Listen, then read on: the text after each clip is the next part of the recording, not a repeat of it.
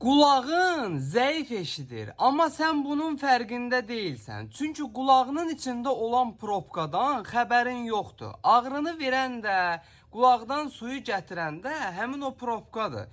Çünki ona xarici qulaq iltihabı deyirlər, yəni qulaq iltihab edib, zarajen edib, çirk edib. Yəni bu prosesə bir müdaxilə eləməsən, xarici qulaq iltihabı orta qulağa keçib vəziyyəti daha da ağırlaşdıracaq. Necə bir müdaxilədən söhbət gedir? Ekrandakı ürək qızar izah eləyim.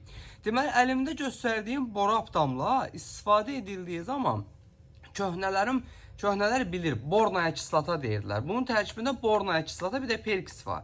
Qulağa istifadə edildiği zaman qulaqdakı olan o probkanı yumuşaldır, qaynadır, təmizləyir, gətirir. Yəni qulaqda olan iltihabdır, çirkdir, probkadır.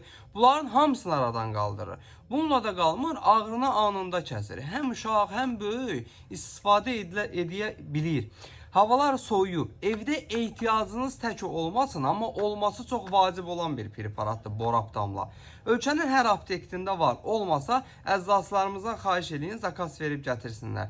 Mütləq alıb əlinizin altına qoyun, çünki havanı bilmək olur. Bir də görsən soyuq olur, bir də görsən isti olur. Bu tür faydalı videoların davamı üçün məni mütləq takip edin ki, sağlamlığınızın qeydinə qalan əczacınız bal oğlanla sağlam qala biləsiniz.